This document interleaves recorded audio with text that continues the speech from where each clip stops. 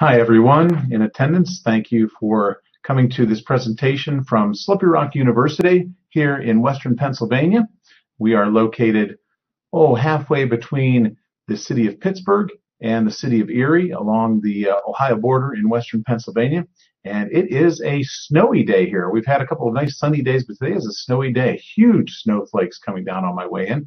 My name is Dr. John Rindy, and I am just about to start my 8th year at Slippery Rock University, and I have a very unique title. It's the Director of Career Education and Development.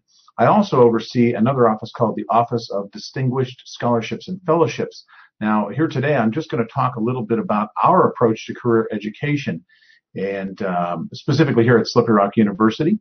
And at other American universities, you will hear the term career services. It's very different from career education. And hopefully somewhere throughout this presentation, I'll be able to share with you some of those differences. So for the next 40 minutes or so, what I'd like to do is share some facts about the U.S. labor market, describe the 4-year plus approach that we have in career education and development, I'll talk a little bit about how career education and development differs from career services, and how do you know the difference of what you're getting from one college to the next.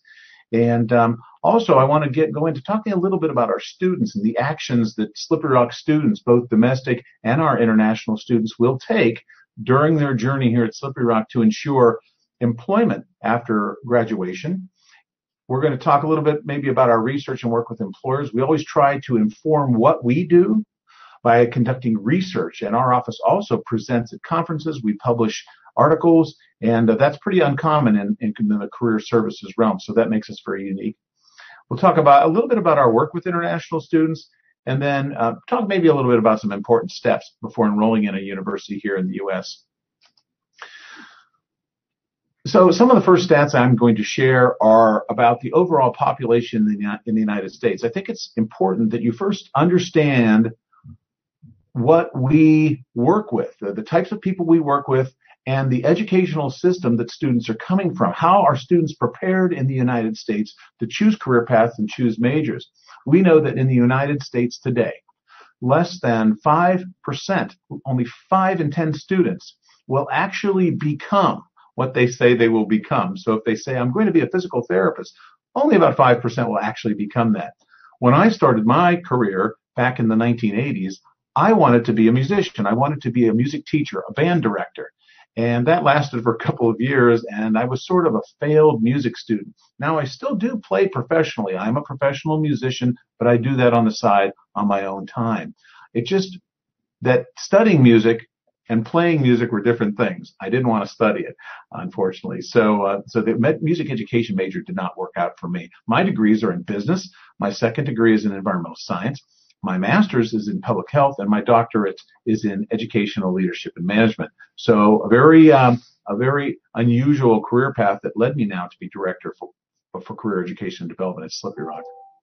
So that's one thing that's unique about our students here at Slippery Rock, but really at almost any U.S. university. Here's another thing that surprises a lot of people. There's almost 70 million people in the United States that have a bachelor's degree, that have a 4-year degree. Only 27% of those people work in a job that is related to what they studied. I would be a perfect example.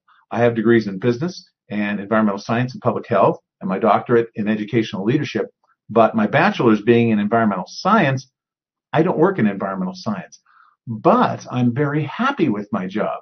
So at least in the culture that I work with here in the United States, it's more important that we're happy in our job than we're actually working in a job in our field. So only around 27% of people working in the United States with a bachelor's degree are working in a job related to their field. So once again, that's something very important that we have to work with in our office, to let our students understand that just because you have a degree in management, you can work in many different areas that aren't in management as well. This is another very interesting graphic. This shows how many jobs were open in the United States last year. There were 28 million jobs in the United States last year.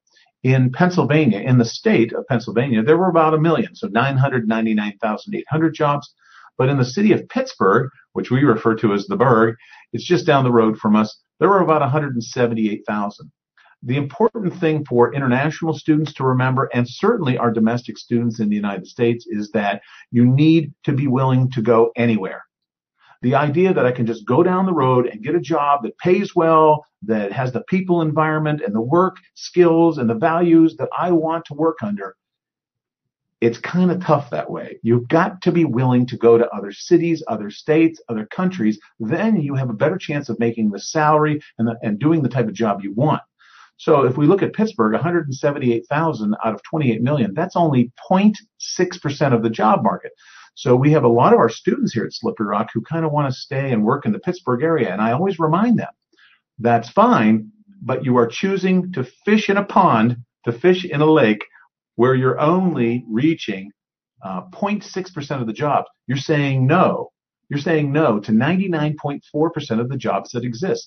So whether it's international students or domestic students, we try to encourage our students to consider the world. Consider the world. Don't consider just working down the street in a small city, but consider the opportunities that abound across the world, or at least across the United States, if they intend to stay in the United States. So how many individual occupations are there in the United States? Well, there's about 8,000 individual occupations in the United States, jobs that people are working in. Now, we can also break those down into sub-occupations. For example, I'm a career coach. My associate director is a career coach. My assistant director is a career coach. But I'm director, they're assistant director, and associate director. Those are three different sub-occupations, and they often do very different things for me. There are over 30,000 sub-occupations in the United States. But most high school graduates are only aware of about 2% of them. I'll give you an example. When I work with domestic students here in the United States, I will often put up a slide that shows occupations like nurse, teacher, doctor, lawyer, computer scientist, writer, carpenter, plumber, and I put up a slide that has about 50 occupations. And then I will say to a typical group of American high school students, raise your hand if you are going to be one of those. And do you know that almost every hand in the room goes up? Yes, I'm going to be one of those off of a list of 50. And yet we know that there are 8,000 occupations in the United States and in many other nations. We are not doing a good job to expose students to the 8,000, 10,000 occupations that are out there and 30,000 or more sub-occupations that they could be working in. And there's a lot of very specific reasons for that in the American educational system as to why this happens. But it's something that I consider to be broken, something that we really need to fix. We need more school counselors. We need more exposure of students to occupations, less in the classroom, more outside the classroom, more experiential education. And of course, we're seeing that in higher education. Slippery Rock has a large number of students that are doing internships. I think on most U.S. campuses, about half of students are graduating without completing an internship. At Slippery Rock, between 60 and 65% of our students are graduating with an internship. So we are about 15 or more % above national average in terms of the percentage of students that are completing some kind of experiential education. It's just that it's happening so late. I really wish that we would get more experiential education into our high schools. And my guess is that some of my international guests today are probably thinking the same thing. Here's why it's happening in the United States. First of all, most students have not spent more than 3 hours with a school or vocational counselor in the United States during their high school years. Most students have not job shadowed, that is, gone onto a work site and followed someone around to try to understand their job, at least 5 different professionals for an entire day. I always say go out and job shadow. Follow around a doctor or a physical therapist or an accountant or a financial manager or a marketing analyst and find out how that job really happens. What's the best part about doing that job? What's the worst part about doing that job? Can you be happy doing that 8 or 10 hours a day, 5 or 6 days a week? That's the question. But we're not getting students to answer that in high schools, at least here in the United States. Hopefully in some of your countries that is happening.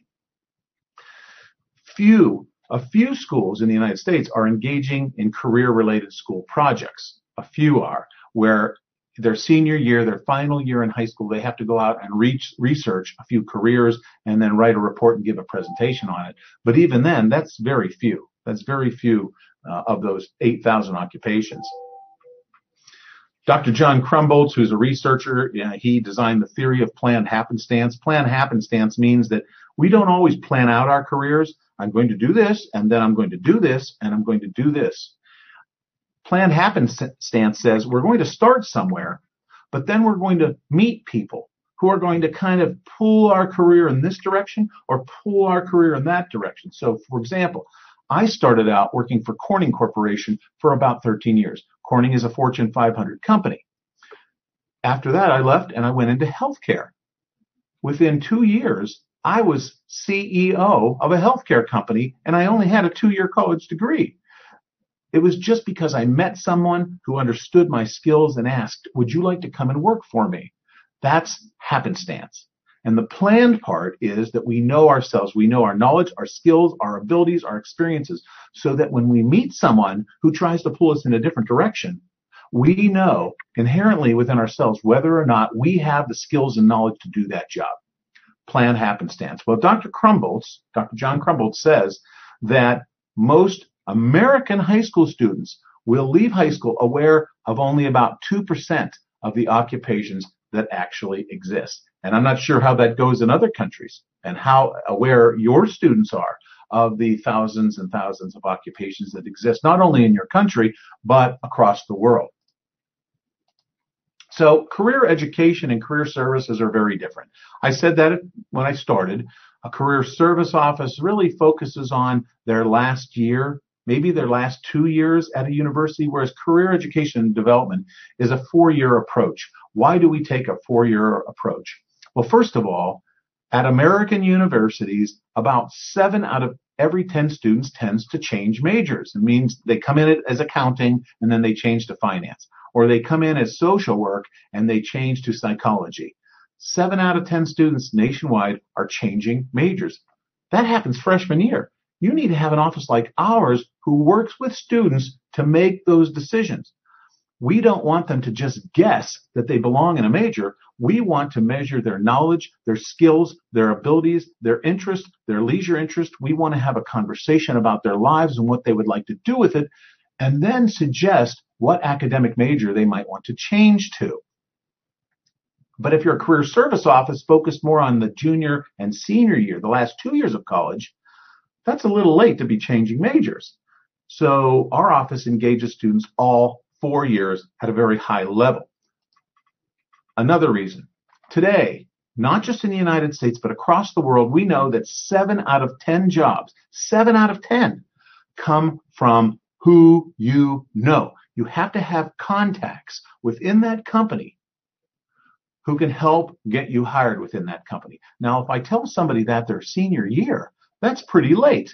They don't have any time to make those contacts. But if I tell it to you your first year, and if I show you how to do it over 4 years, you will graduate not only with your degree, but you'll have a large network of people who have hiring influence either in your home country or in the United States who can help you find that work. People who are hiring managers, talent acquisition specialists, recruiters, HR specialists, human resource specialists. These are the folks that I want our students to learn to meet over 4 years, face-to-face, but also through tools like LinkedIn. Some of you are probably familiar with LinkedIn, which is a powerful tool for networking. 7 out of 10 Americans today say they would be happier in another job. This is another reason for our 4-year approach. It's easy to get a job. Right now, the economy is very strong in the United States. It's easy to get a job. The challenge is, can you get a job that you love? Do you want to go to work and be miserable 8 hours a day? Or do you want to go to work and love what you're doing because it's the skills that you have, it's the knowledge that you have, it's the people environment you want to work in? I love my job. So I drive about an hour to come here. I live in the state of Ohio. I drive over, it's about an hour, but I can't wait to get here. So it doesn't matter that I'm not working in my degree field. I love what I do, and I think I do a good job with it. That's what I want for our students. But getting a job is easy. Getting a job that you love is hard, and it takes 4 years of work to understand yourself and understand that job market. So that's another reason for our 4-year approach. And of course, I already said we know that 7 out of 10 in this United States are not working in their area of expertise. So we need to make contacts across the different areas. And just a couple other stats you're welcome to read. A study conducted by PayScale found that history majors, who pursued careers in business ended up earning, on average, just as much as business majors. How about that? So you don't have to study business to go into business. College graduates make 84% more than people who are just high school educated over their lifetime. So, of course, we know we want students to come to college, but we want them to have a plan and work with our office. Uncertainty is another reason that our office exists. Some of you listening today are familiar with personality assessments like Myers-Briggs. Myers-Briggs, for example. Well, if you know Myers-Briggs, I happen to be an ENFP, an extroverted, intuitive, feeler, perceiver. Now, because I'm a perceiver, I love uncertainty. I love when somebody says, say, can you teach a webinar for us? Sure. When do you want me to start? I would do it today. Can you come give a presentation to 600 people in 5 minutes? I'll be happy to do that. Perceivers don't mind unpredictability. The other side of that are people who are judging personalities. Judging personalities like to know what's happening tomorrow. They want to know, if I come to the United States and study at Slippery Rock or another school, am I going to study in this major, get my degree? Am I going to get a job? Am I going to be able to stay in the United States or return to my... That's uncertain. It's uncertain. It depends. Do you do well here? Did you build a network here if you wanted to stay in the United States? It depends. Very important, in the United States, no one just hands you a job at the end of your studies. I look at presentations from other universities that have things like co-op programs and internships, and they talk about how they guarantee a co-op. I don't believe it. If you read the co-op manual from every large university in the United States, you will find a paragraph that says, ultimately, it is the responsibility of the student to find their own employment. Every college says that. The question is, does the university support you in understanding how to seek and find that opportunity? We use a 4-year approach that students understand that. So what I say on this slide is, whether you use a career assessment program, we have one called Focus 2. It's on our website. By the way, our website is www.sru.edu/career. No computer program, no college, university, no faculty member, no career professional, no employer, no mentor can completely eliminate the uncertainty that you face when you leave college and go into the job market. But if you work with our office, we could teach you how to manage that uncertainty. And I'm speaking directly to students at this point. We can teach students how to take that uncertainty of the job market and take advantage of that uncertainty. So here's a side-by-side comparison. I'm going to try not to spend too much time with this particular slide, but you can see on the left side, it describes career education. On the right side, it describes now a traditional career service office. I do not wish to offend some colleges who still call their office career services, but they use more of a career education model, because there are some colleges that are called career services, but they use a career education model. We also changed our name to reflect the style of career development that we use here. So, for example, in our office, we have a very large number of one-on-one appointments. About 7 years ago, we used a career service model, and we saw maybe 300 or 400 students a year. Keep in mind, Slippery Rock has close to 9,000 students, and we were only seeing 300 or 400 a year. That was the year I came to Slippery Rock. Now that we use career education and development model, we see close to 4,000 appointments a year. So we're a very busy office, whereas career service sees typically a smaller number of face-to-face appointments. As I said, we only saw 300 or 400 back years ago. In career education, when you look at the students who are visiting our office, 30% of our visitors are first-year students. And you already know why we do that. We want them to network all 4 years. We want them to make good major choices that are based on data, their interests, their values, their personality, their abilities. We want them to come and engage with us before they make those major decisions. Whereas in career services, Typically, only 5 to 6% of the visitors are first-year students. Most of them are third and fourth-year college students, juniors and seniors. With career education, we are actually integrated into the curriculum. That's right. At Slippery Rock, certain majors require that students use our office. For example, sport management, safety management, exercise science, some of the business majors, communication, and there art. There's several others, recreational, resort management, and I could go on and on. There's several majors where the student will not graduate unless they've used our office for several assignments, to build a resume, to build a LinkedIn, to practice their interview skills, to practice their job search strategies. They have to use our office. And so you don't really see that in a career service model. Career service kind of sits back and waits for students to choose to come in. We go to the faculty so that the faculty members demand that the students come in and prepare for their life after. Our emphasis is very much on networking all 4 years, so that when you graduate, you have a large network of people with hiring influence, not quite as much as career service. Now, career service focuses on that the last 2 years. We focused on it over 4 years. We have a huge emphasis on building your brand, a personal brand. Why should I hire you and not the 5 other people? So if I have one job open and I have 5 candidates, I have to choose one of 5. Why should I hire the Slippery Rock student and not the Penn State student, the Ohio State student, the Youngstown State student? Why should I hire the Slippery Rock student, not them? It is your personal brand that distinguishes you from everyone else. Now, here in the United States, we have a restaurant called Subway. And I know Subway is also international. It's in a lot of other countries. They make sandwiches. And their little brand says, Subway, eat fresh. So if you want to eat fresh, you're going to go to Subway. Instead of pulling into McDonald's or Kentucky Fried Chicken, you pull into Subway. What is it that would make somebody pull into your restaurant? That is, to hire you and not the other 3. You have to have a personal brand. You have to understand why you are different. Too many times in job interviews, people try to sound the same. They say things like, oh, I have a college degree. Well, everybody else does. Well, I'm a people person. Well, everybody says that. Well, I'm detail-oriented. Everybody says that. No, why should I hire you? Why are you so different from everyone else? And it takes 4 years for us to work with students so that they understand how to get through that interview process. And you can see some of the other differences there. I'm not going to focus too much on that. Now, earlier on, I mentioned our focus assessment. And this system is usable from anywhere. Anybody can use it.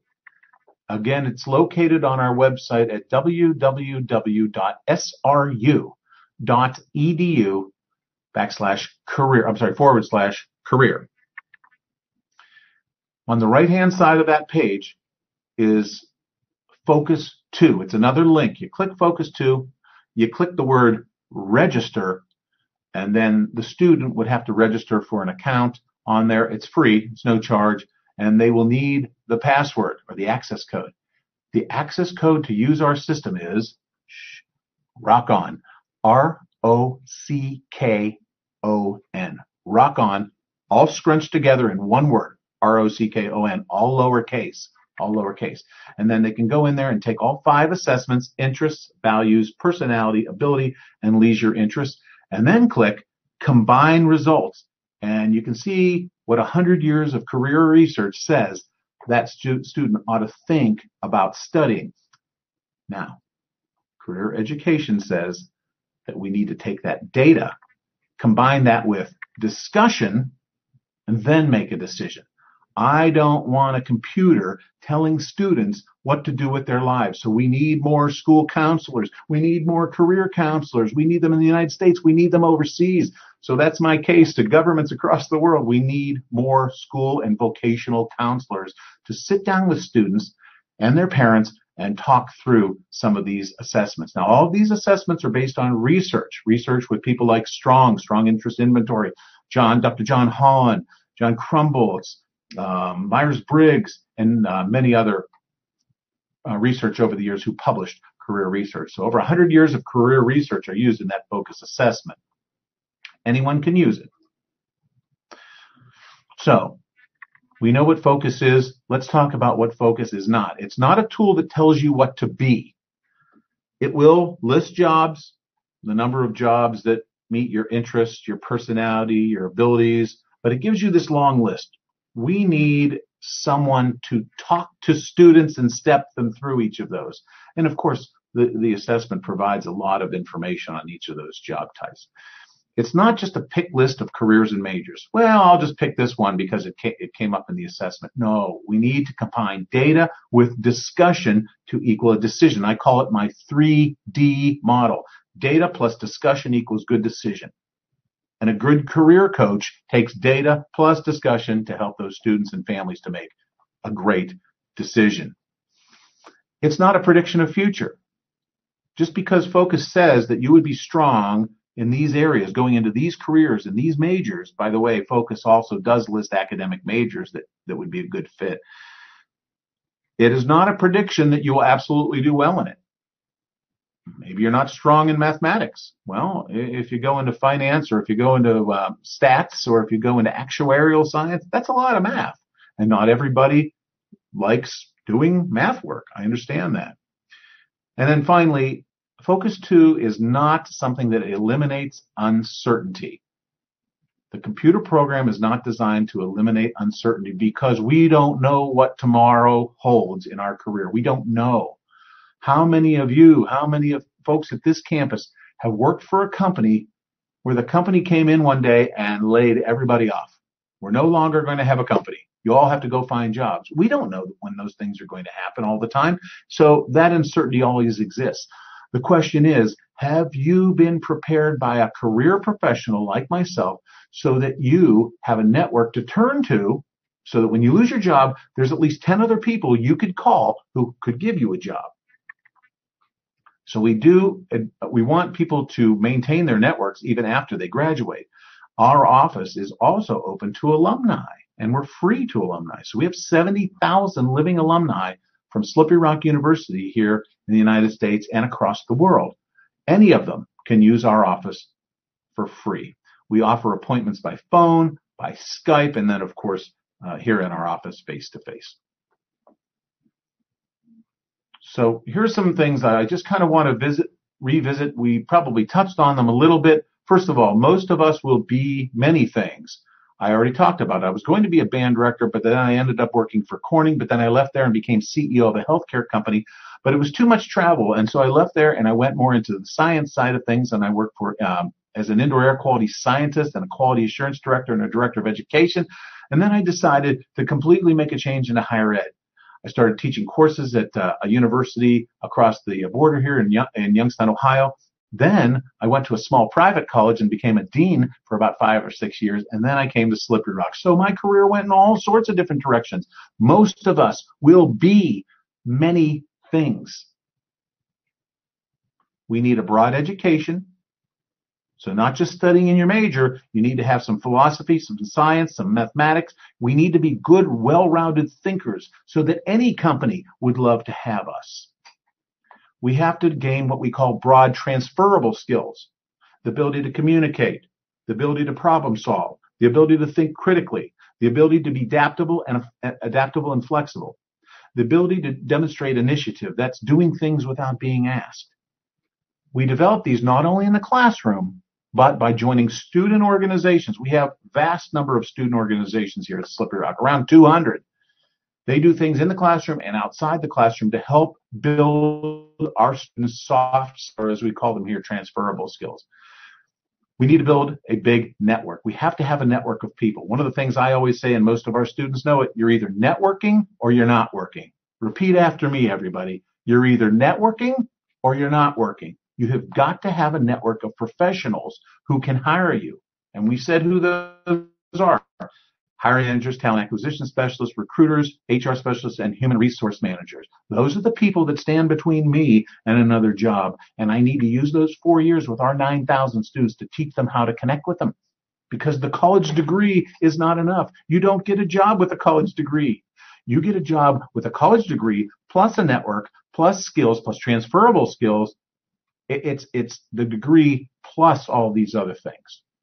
Now, we do have some ways that students can network here. We have things called job fairs where we bring companies onto campus. We also have some large job fairs that we do with other universities that bring up to 200 employers into one room, and students can participate in those hiring events as well. The other thing I like to talk about is studying what you love. Since we know that most people do not end up working in their field of study, it's important to study what you love, but then do what you want. So if you love history, study history. But if you want to be a manager, go be a manager. Today we can do things like that. Now, years ago, once you studied in history, you only found jobs in history, museum work, art museum, curation, things like that. But today you can study almost any major and go on to do many, many other things that are outside of that major. It's not unusual. If you study what you love, number one, you're less likely to want to change majors, because remember, when you start changing academic majors, that can extend your time to graduation. Well, I'm going to change the business. Well, I'm going to change the social. Well, I'm going to change the biology. If you keep changing, then you're going to have to stay at the university longer, and it's going to cost you more money to try to finish that degree. We want you to graduate in 4 years. So talk with the career office first. Let's choose your major that way, and then stay in that major. Choose what you love to study and study it and love it. But then let's talk about what you're going to do in the field or out of the field. We also know that people who study what they love tend to have a much higher grade point average when they graduate. And in the United States, you really need that 3.0. 3.0 grade point average and higher gets looked at by employers. Once you're down in the 2.9, 2.8, you get eliminated from a lot of searches because you have to put your GPA on your resume or your CV. And a lot of American employers are not interested in people who are below a 3.0 because there's so many that do have above a 3.0. So we encourage our students to do well academically too. All right, closing up with the last few slides. When a student comes to Slippery Rock, how do they usually work with our office? And what I've tried to do, and while it's different for every single student, this is kind of an average of how students work with us. They come in, they hear us speak in their first year seminar class, or they hear us at orientation, or they hear us at international student orientation on a video or webinar. They come in, maybe they come in to choose their major, then they come back in to build their resume or their curriculum vitae, then they'll come back in to build a LinkedIn account so they could reach out and start building their network. This is all freshman year, their first year here. Then they come back in for what we call advanced LinkedIn usage. So they have an account, but they're not always sure how to use it to accomplish what they want to accomplish. So that then they come back in and we have another appointment to learn how to use LinkedIn. Starting next year, we're going to have a system called People Grove. This is going to enable our students to seek alumni who will be their mentors. So it's a web-based system, great system. So starting next year, first-year students will be able to join our alumni mentoring network. We want students to start to engage in some of our programming. I already mentioned we have our career fairs, but we have a lot of other career learning programs, and we want those first-year students to start to engage and come to those. And number 7, we link them to other transformational experiences, things that are going to transform them, things that are going to give them stories to tell on their CV, on their resume, and eventually in their job interview. Remember, the job interviewing is not answering questions, it's telling a story so that the person who's interviewing you can see you doing the job. So what are some of those experiences during college that will transform you? Study in other countries, which international students are already doing. Engaging in leadership with student organizations, doing job shadows, doing informational interviews with professionals in the field, doing a capstone course where you have to reflect on how you have changed, engaging in internships, community service, service learning. We bring this all to play on our students so that when they come in their last couple of years, they have all sorts of great things, great ways they've changed, knowledge, skills, and abilities, things they can talk about in a job interview. And we do it all 4 years. A lot of schools wait till senior year. We do it all 4 years. Number 8, We rework their resume junior year. They're looking for internships, teach them how to search for internships, get them to attend some of our career fairs, our career expos, explore labor market models. I have some very powerful labor market models that I could run to teach students exactly where to look for jobs in the United States. We also have something that's very unique, number 11. We have a senior transition conference that teaches students how to make a personal budget, how to read a benefits package, negotiate their salary, how to continue networking, how to choose life insurance, how to choose their health insurance, how to buy or lease a car, how do you purchase a home, real estate. We have a conference that our seniors can come to, and we teach them all this. And then they begin their alumni journey. This is how we work with employers.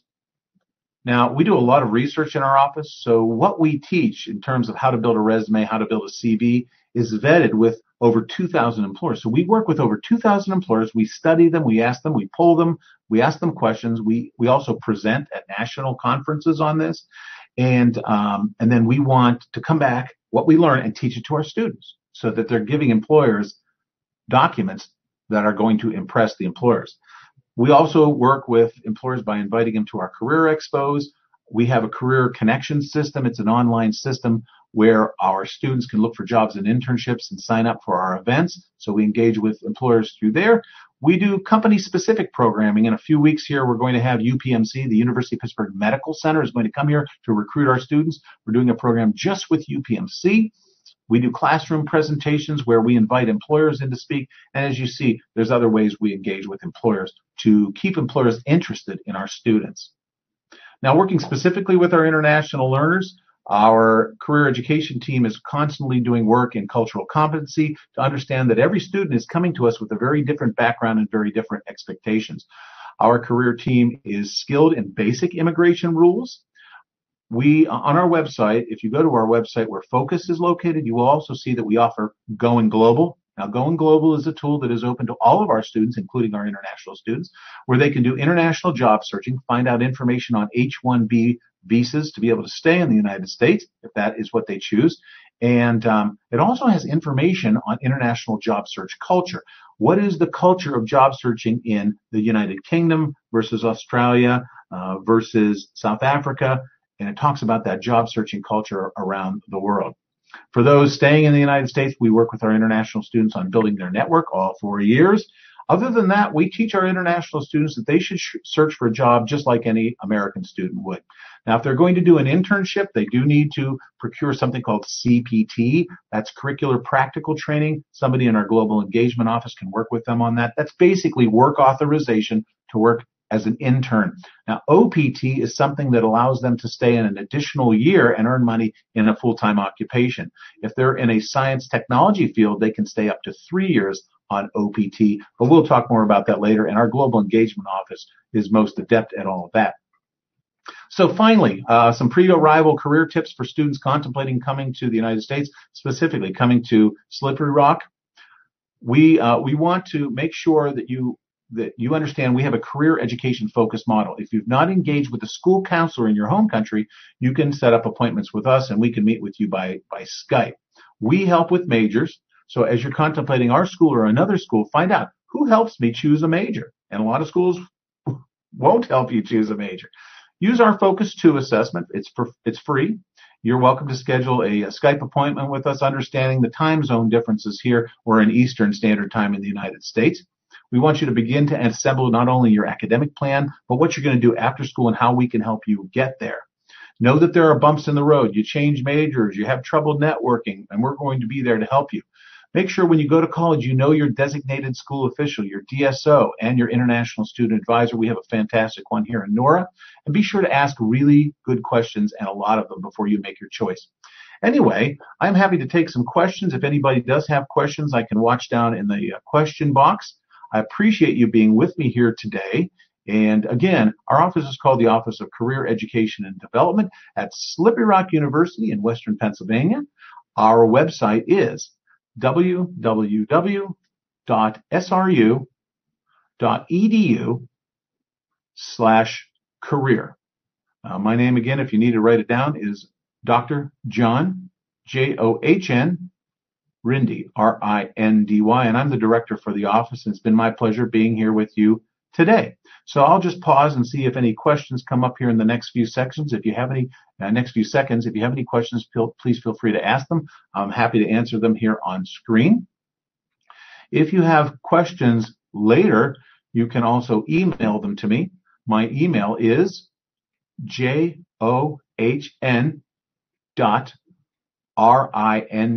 so john.rindy at sru.edu.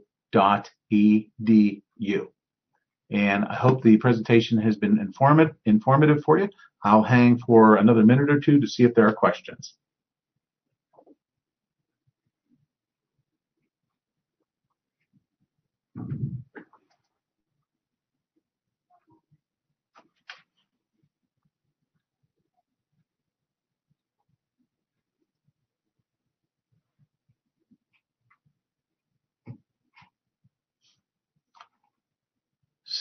Seeing as though there seems to be no questions after the presentation, I'm going to go ahead and exit out to the presentation. And once again, on behalf of Slippery Rock University, I'm grateful that you took time to spend with me today and look forward to communicating with you in the future.